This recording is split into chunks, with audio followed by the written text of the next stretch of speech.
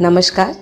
आज मैं आपके लिए रामकृष्ण परमहंस से जुड़ी एक छोटी सी पर बहुत अच्छी कहानी लेके आई हूँ। चलिए हम सुनते हैं। आप सभी ने शायद रामकृष्ण परमहंस के बारे में सुना होगा।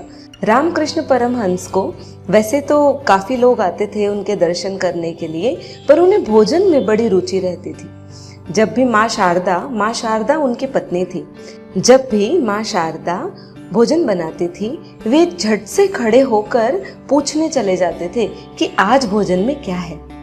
और माँ शारदा को भी दिक्कत आती थी कि इतने बड़े गुरु होने के बावजूद वे इतना भोजन के लिए लालायित क्यों रहते हैं। अब उनके जो शिष्य थे उन्होंने भी काफी बार ये सवाल पूछा कि जो दर्शक गण जो मिलने आते हैं आपके लिए, जो भक्त हैं, उन्हें भी थोड़ा आश्चर्य होता है कि जो व्यक्ति पूरी दुनिया को छोड़ चुका है, संसार उसने एक ठोकर में ठुकरा दिया है, धन और वैभव को तो कुछ गिनता ही नहीं, वो भोजन के लिए इतना लालायित क्यों रहता है। काफी दिन हो गए और वे बार बार बस जाके यही पूछते शारदा से कि भोजन में क्या बना है, जरा बताओ। अब हुआ ऐसा कि एक बार माँ शारदा चिढ़ गई उन पर और कहने लगी कि ऐसी कैसी बात कर रहे हो, हजारों लोग खड़े हैं, आपका इंतजार कर रहे हैं, आपको भाषण देना है, उन्हें धर्म के बारे में बताना है, और अचानक से आप भोजन के लिए उठकर आ गए मेरे पास। तब रामकृष्ण परमहंस ने उन्हें कहा, देखो, जो भोजन के लिए लालसा है वो सिर्फ ऊपरी ऊपरी है।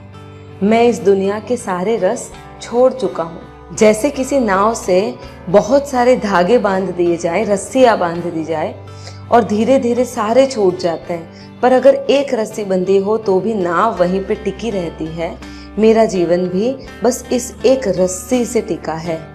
मुझे कोई मतलब नहीं है कि तुम भोजन में क्या बनाती हो, कैसे बनाती हो, किस तरह बनाती हो। मुझे सिर्फ मतलब इसी बात का है कि मैं जब तक चाहूँ तब तक इस संसार में सिर्फ इस एक रस्सी से बंधा रहूं। बाकी मुझे कोई दिक्कत नहीं है। और शारदा, एक चीज समझ लेना, जिस दिन मैं भोजन में अरुचि बताऊं, तुम ध्यान रखना, 3 दिन के बाद मैं नहीं रहूंगा।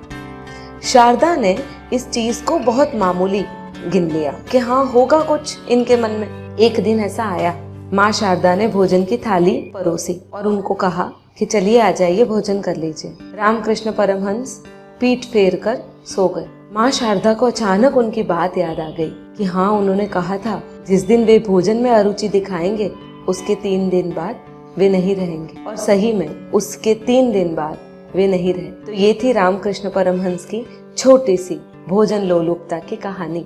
अगर आपको मेरे वीडियोस पसंद आते हैं तो कृपया इसे सब्सक्राइब कीजिए, लाइक कीजिए। धन्यवाद।